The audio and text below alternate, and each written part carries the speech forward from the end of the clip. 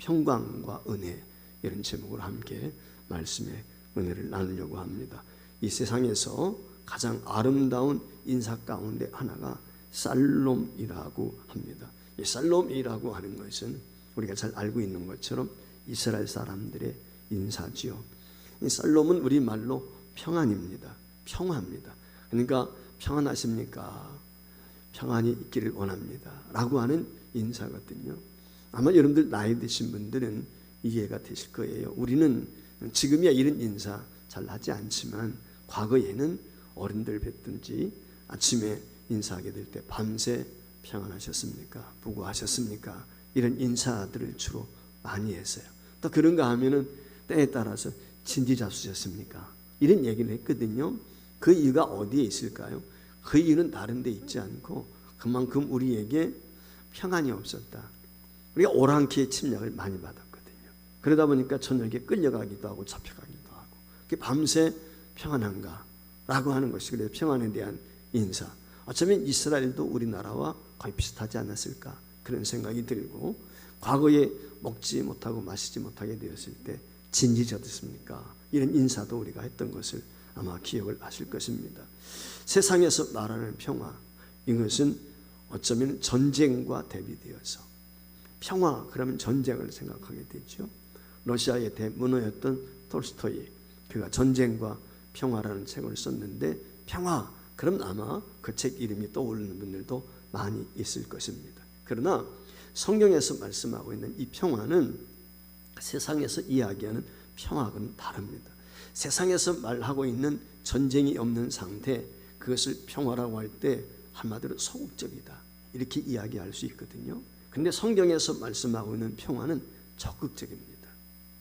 한마디로 말하면 하늘로부터 주어지는 어떤 환경에서 오는 것이 아니라 환경의 변화에 아무런 상관이 없이 하나님이 우리에게 주시는 선물이라는 것입니다. 그래서 하나님으로 인해서 어떠한 순간이라 할지라도 평화를 누릴 수 있는 그러한 축복, 이것을 이야기하는 거죠. 그래서 이 평화를 누리는 사람이 진정한 승리자요 축복의 사람이다 라고 이야기할 수 있습니다. 그래서 이 땅에서 가장 값주고 귀한 것이 있다면 그것은 화평입니다. 아무리 많은 재물을 가지고 있다 할지라도 화평을 누리지 못하면 행복할 수가 없습니다.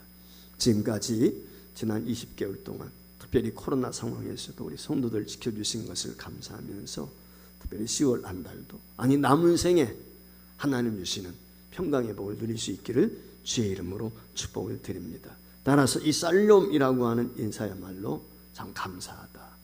이런 인사를 나눌 수 있다는 게 얼마나 큰 축복인가 라고 하는 생각이 드는데 이 하나님이 주시는 평화, 이것이 우리에게 절대 필요한 것이죠. 두 번째 우리가 나눠야 될 것은 뭐냐면 은혜요. 이 평안만 가지고는 하나님의 은혜 없이는 살 수가 없습니다. 저와 여러분이 지금까지 살았다라고 하는 이 모든 것은 하나님의 은혜로 된 것이지요. 주님의 역사 없이, 주님의 절대적인 은총이 없이는 사실 우리의 삶을 영위할 수가 없습니다.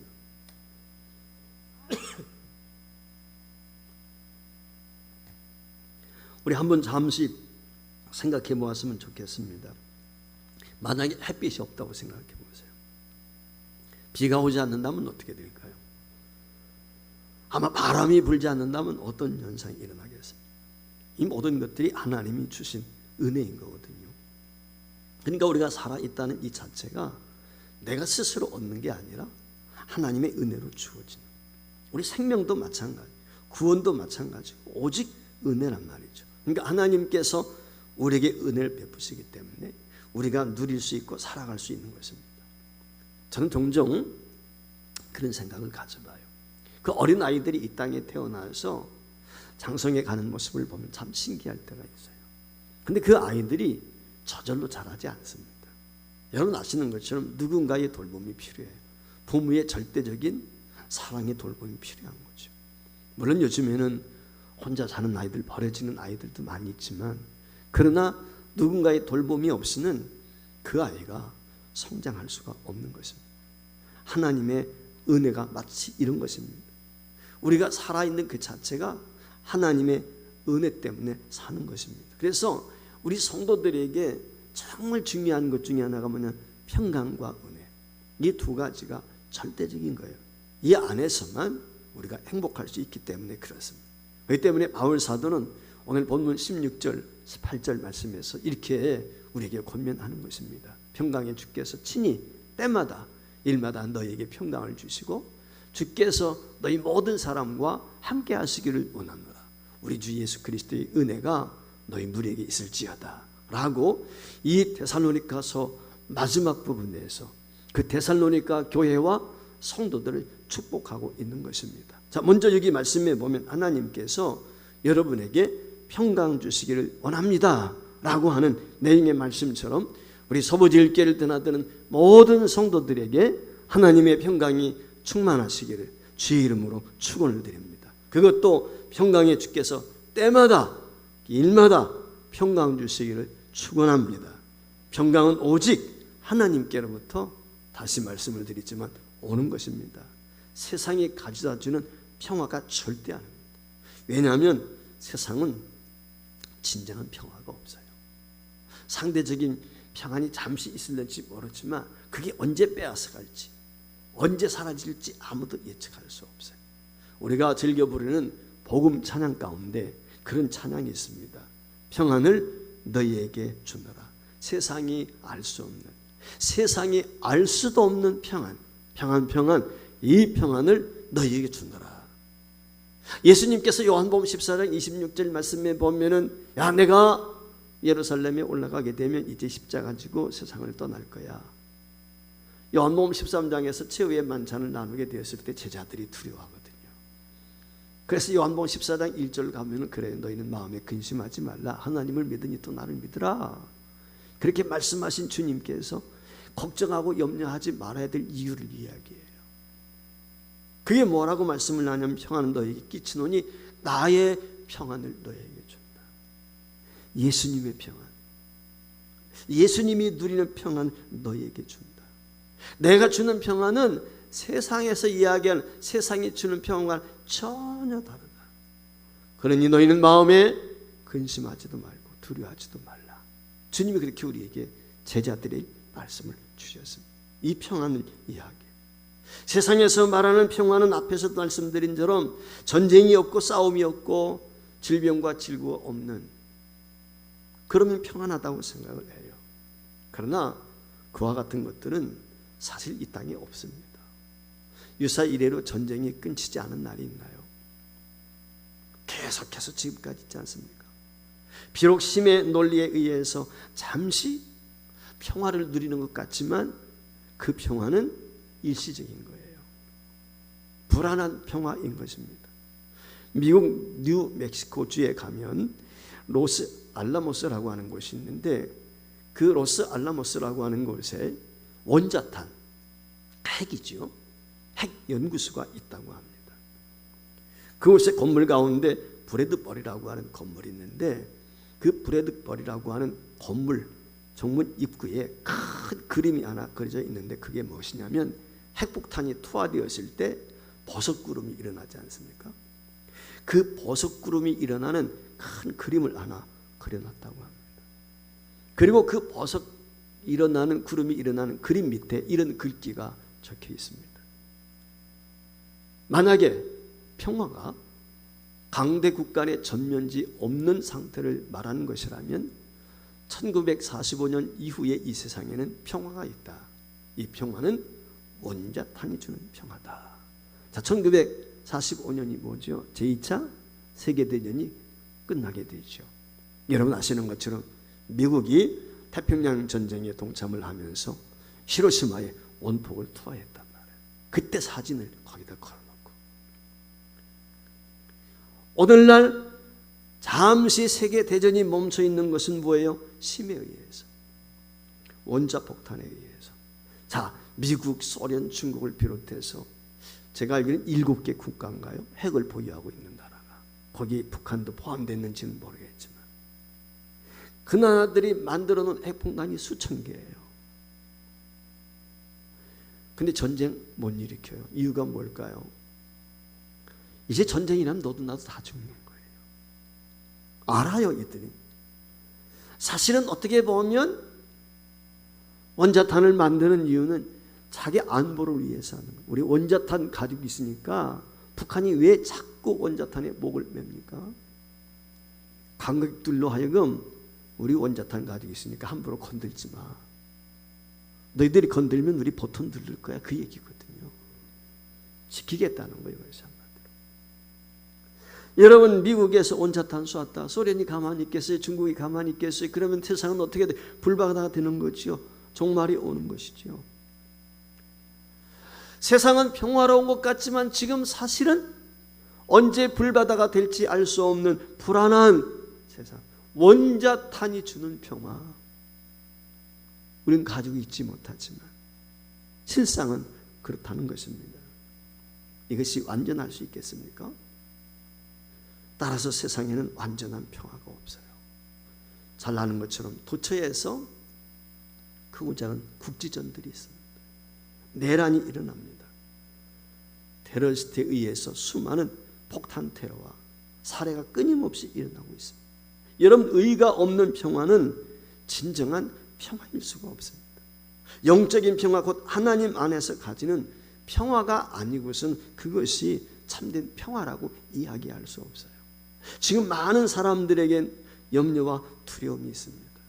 특별히 이 코로나19 시대를 살면서 많은 사람들이 마음의 평안을 잃어버리고 염려와 불안과 걱정이 가득한 것이 사실이죠. 이것은 주님이 십자가에서 죽으신 그 두려움 속에 모여있던 제자들도 마찬가지예요. 여러분 아시는 것처럼 예수님 사후에 제자들이 얼마나 두려워했습니까? 방문을 꼭꼭 걸어 잠그고 말이지요.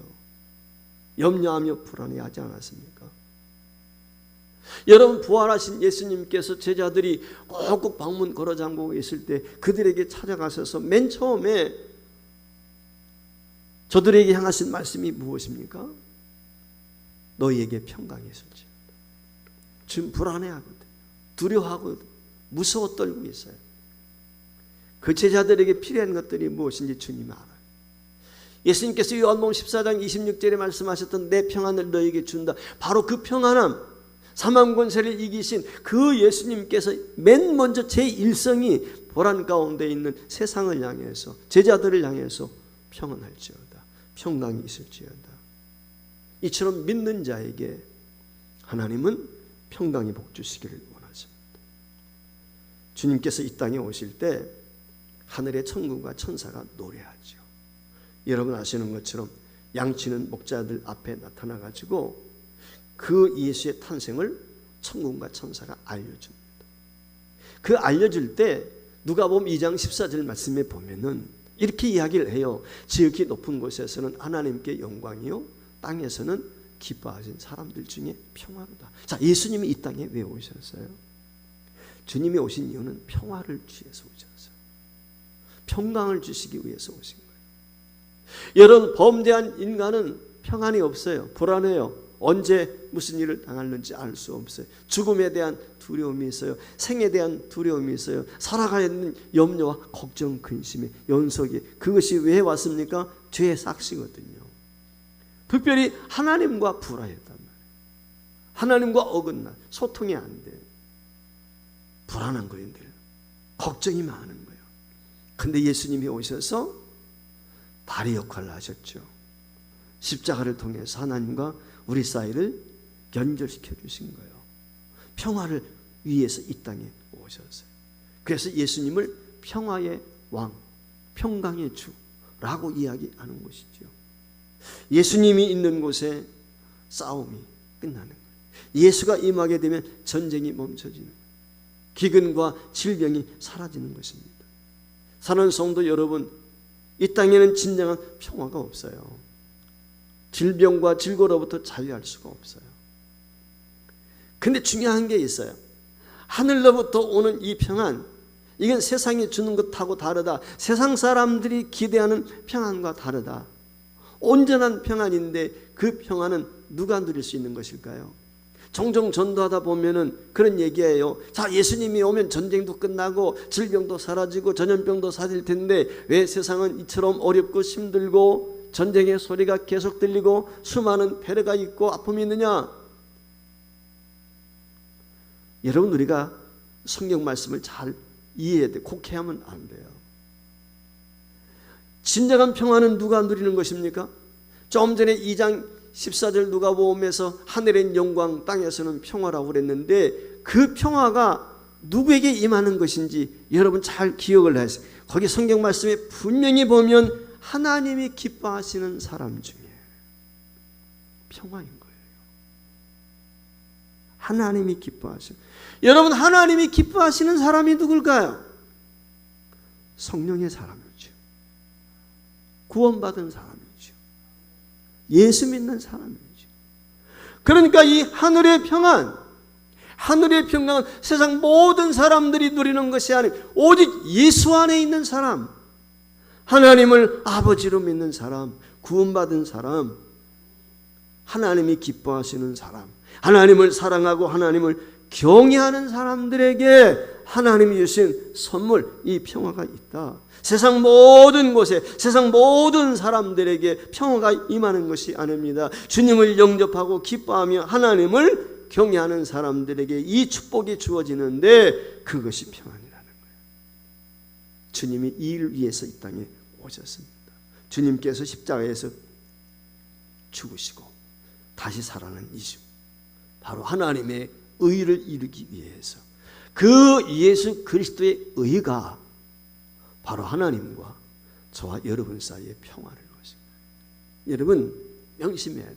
하나님과 평화 없이는 세상에 평화는 없습니다. 지구촌에 수많은 사람들이 하나님과 불화하거든. 그러니 세상이 불안할 수밖에 없어요. 하나님과 먼저 화평을 이루게 될 때 세상도 화평해질 수 있는 거죠. 저와 여러분이 하나님과 평화를 누리게 될 때 이 세상 어떤 상황 중에서도 우리는 평안할 수가 있어요. 어떻게? 오늘 본문 말씀해 보십시오. 때마다 16절에 비평화를 누릴 때 항상 누릴 수 있다는 거예요. 오늘 우리 사랑하는 성도 여러분들이 때마다 주의 평강을 누릴 수 있기를 주의 이름으로 축원합니다. 어느 때든지 우리는 그리스도로 인해서 화평해야 돼요. 평화는 기쁠 때만 누리는 것이 아닙니다. 그리스도인은요, 전쟁 가운데서도, 폭풍우 가운데서도, 슬픔 가운데서도, 실패 가운데서도, 병이 들었을 때에도 그리스도와 함께 그리스도로 인해서 이 화평의 복을 누리는 것입니다. 시카고에 도시 전체가 불타는 대화재가 있었죠. 그때 수많은 사람들이 모든 재산, 집을 비롯해 잃어버렸어요. 그 중에 한 사람, 스파포드라고 하는 대학 교수가 있었어요. 집도 타고 재산도 다 잃어버렸어요. 충격에 빠져있는 자기 아내와 4명의 자녀들을 위로차 유람선을 태워서 유럽 여행을 보냈습니다. 근데 얼마 지나지 않아서 비보가 들려왔습니다. 아내와 4 자녀가 탄 유람선이 그만 영국배와 충돌해서 아내만 남고 4명의 자녀가 바다에 수장됐다는 이야기였습니다. 얼마나 충격적입니까? 시카고 대화재로 인해서 재산을 다 잃어버렸어요. 근데 아이들 순식간에 4명을 다 잃어버렸단 말이에요. 그 소식을 듣고 현장에 달려갑니다. 그 망망대해 아이들을 삼켜버린 그 바다를 바라보면서 스파포드라고 하는 대학 교수가 이렇게 시를 읊조립니다. 내 평생에 가는 길 순탄하여 잔잔한 강 같든지 큰 풍파로 무섭고 어렵든지 나의 영혼은 늘 편하다. 내 영혼 평안해. 내 영혼 평안해. 여러분, 이게 하나님 주신 평화예요. 443장의 작사가입니다. 그저 나온 노래가 아니에요. 시카고 대화재로 재산을 다 잃어버리고 4명의 아이를 졸지에 세상이 떠나버리는 아픔이 있었지만 그건 원망하지 않습니다. 두려워하지 않습니다. 오히려 그 안에서 하나님의 평안을 누리는 거예요. 이게 진짜 평안이에요. 여러분에게 이 평안이 있습니까? 어떻게 이 평안을 누릴 수 있습니까? 세상이 주는 게 아니에요. 그리스도 안에 있을 때, 그리스도와 함께 할 때 하나님이 우리에게 주시는 평안, 이것이 진정한 능력이지요. 이처럼 때마다 하나님이 우리 사랑하는 성도 여러분들에게 하늘의 평안 주시기를 주의 이름으로 축복합니다. 일마다 오늘 여기 본문 말씀에 그랬어요. 우리가 하는 일마다 그 일을 통해서 평화를 누려야 돼요. 여러분이 행하는 일들을 통해서 기쁨이 충만해야 돼요. 여러분들이 맡은 직책을 위해서 감사가 충만해야 돼요. 행복해야 돼요. 어떻게 이처럼 평화를 누릴 수 있고 내가 맡은 일들을 감당하면서 기뻐할 수 있을까요? 여러분, 주님께서 일찍이 그런 말씀을 하셨어요. 마태복음 6장 33절 말씀에 보면 그런즉 너희는 먼저 그의 나라와 의를 구하라. 그러면 이 모든 일, 이 모든 것 너희에게 더해 주시겠다. 여러분, 우리가 기억해야 될 것이 있습니다. 우리 그리스도인들은요, 믿음으로 하는 거예요. 믿음으로 일하는 것입니다. 우리가 성직이라고 이야기하면 목사나 이처럼 거룩한 주의 사역을 위해서 일하는 사람만 구별된 것처럼 착각해. 그건 아니에요. 베드로가 이야기하는 것처럼 저와 여러분은 모두가 왕같은 제사장들입니다. 하나님 선택받은 족속이에요. 모두가 우리는 성직자나 같아요. 여러분, 여러분들이 행하는 일을 믿음으로 감당하게 되면 그게 성직입니다.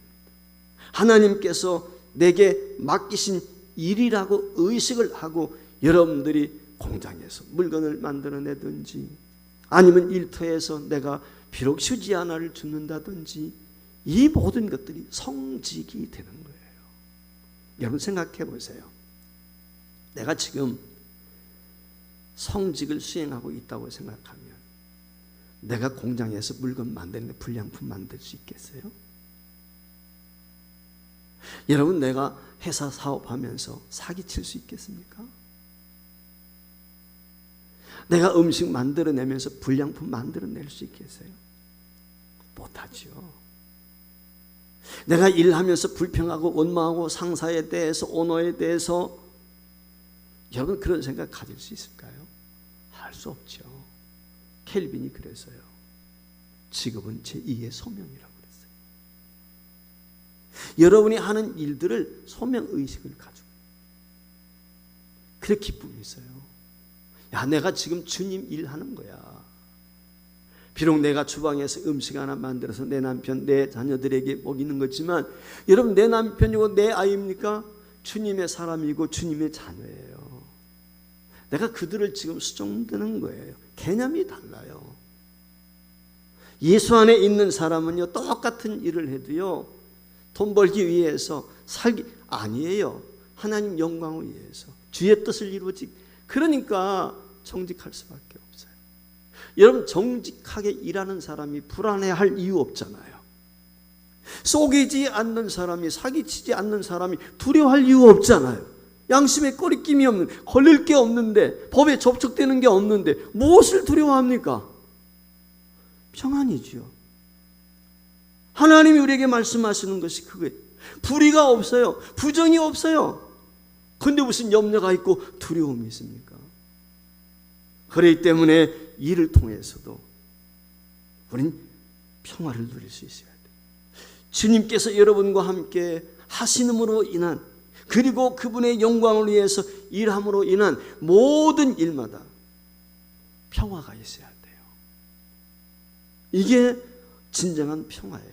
그래서 사도 바울이 평강의 주께서 때마다 일마다 너희에게 평강을 주시고 주께서 너희 모든 사람과 함께 하시기를 원하노라. 중요한 거예요. 평안을 주실 때 하나님이 함께 하시는 평안이야. 나는 주님과 함께 하고 있는가? 그렇다면 두려움 없습니다.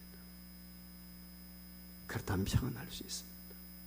이 참된 평안의 복을 누릴 수 있기를 주의 이름으로 축복합니다. 근데 이것만 가지고 안 돼요. 우리에게 두 번째 필요한 것이 무엇입니까? 그게 하나님의 은혜입니다. 오늘 예배하는 모든 성도들에게, 이전을 출입하는 모든 성도들에게 하나님의 은혜가 충만하길 주의 이름으로 축원합니다. 죄인된 우리는 은혜 없이는 구원을 얻을 수 없어요. 은혜 없이는 하나님의 나라의 삶을 살아갈 수가 없어요. 모든 것이 은혜로부터 시작이 됩니다. 은혜 아닌 것이 없습니다. 여러분, 내가 이 땅에 태어났다 자체가 은혜죠. 여러분, 내가 태어나고 싶어서 태어난 사람이 어디에 있겠습니까? 내가 선택해서 태어나는 거 아니잖아요. 하나님의 은혜로 하나님께서 우리에게 생명을 주셨기 때문에. 세상 살아가는 것도 마찬가지, 살아가는 과정도 보십시오. 먹고 마시고 신고 거두고 모든 것이 어떠세요? 하나님의 은혜인 것입니다. 우리가 살아가는 현장 속에서 우리는 얼마나 많은 일반적인 은총들을 누리고 있습니까? 조금 전에 말씀을 드렸지만은 햇빛도 바람도 비도 그렇지 않습니까? 맑은 공기도 다 하나님이 주신 거거든요.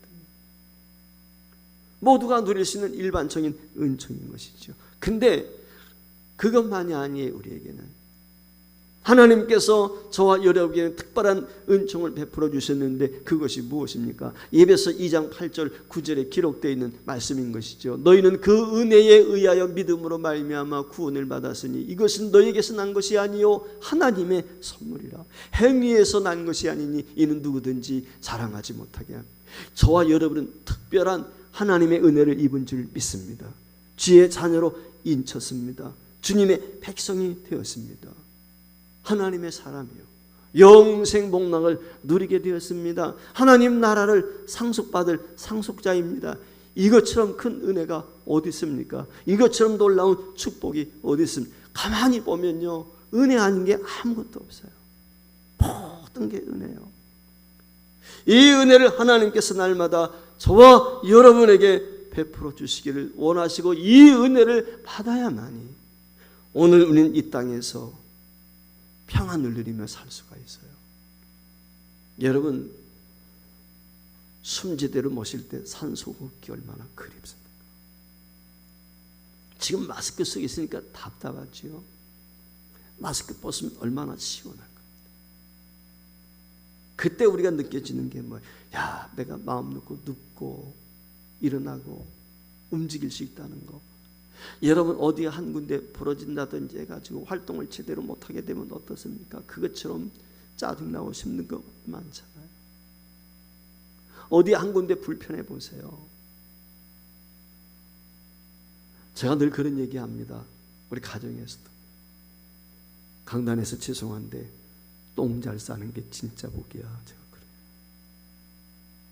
여러분요, 배설 제때하는 게 얼마나 큰 복인지 아세요? 변비 한번 걸려보세요. 한 번은 제가 어떤 형제를 만났는데 모임을 하다가 갑자기 화장실 가는 거예요.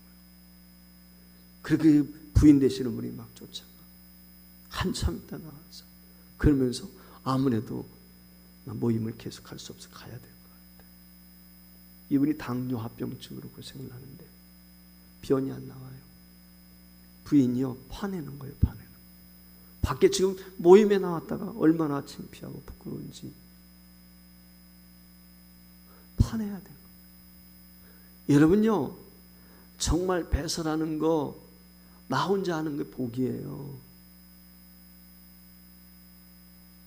지금도 많은 사람들 가운데 그렇지 못한 분들도 얼마나 많은지 알 수가 없어요. 순간순간 하나님께서 우리의 동행에 가시고 우리의 필요에 따라서 그때그때 지혜를 주시고 힘을 주시고 필요한 것을 공급해 주시니까 저와 여러분이 지금 살아있는 거예요. 그렇지 않습니까? 살아가면서 만남이 복이라고 그랬는데 옷깃만 스쳐도 인연이라고 그랬는데 하나님이 필요한 사람들에게 붙여주시는 거, 이게 진짜 복이더라고요. 인복이라고 그래요. 인복. 이 땅에 복 아닌 게 없어요. 다 모든 게 보면은 복이에요. 환경도 열어주셔야 돼요. 하나님의 손길이 우리 안에 미치게 될 때 그때 저와 여러분이 살아갈 수 있어요. 숨을 쉴 수 있는 거예요. 이걸 아는 것이 복이에요. 사실은 이걸 경험하고 고백할 수 있다면 그것이 진짜 복이에요. 은혜 안에서 살아간다는 것을 알고 그 은혜에 감사하고 겸손히 하나님을 경외하고 나아갈 때 이 사람이 진짜 복 받은 것이고 그런 사람에게는 더 큰 복 주신다. 그래서 예수 믿은 사람은 건강할 때나 병들었을 때나 성공했을 때나 실패했을 때나 그렇지 않습니까? 늘 행복한 거예요. 기쁜 거예요. 감사한 거예요. 이게 세상과 다른 거예요. 여러분 어떠십니까? 행복하십니까? 평안하십니까? 하나님의 은혜가 충만하다고 고백할 수 있습니까? 우리 서버지을교회 모든 성도들 코로나 상황에서 어려움이 있지만 그러나 하나님의 은혜 아래 내가 거할 수 있습니다. 주의 날개 아래 내가 거할 수 있음에 대해서 비록 사망의 음침한 골짜기를 지난다 할지라도 해받을 것을 두려워하지 않는 이 믿음의 사람, 그 사람에게 심령천국을 경험하게 되고 그런 분에게 하나님의 영원한 나라를 선물로 주시는 줄 믿습니다. 우리 서부절교회 모든 성도들에게 하나님이 주시는 넘치는 평안, 그리고 매일매일 삶 속에서 경험하게 하시는 주님의 은혜가 충만할 수 있기를 주의 이름으로 축원합니다.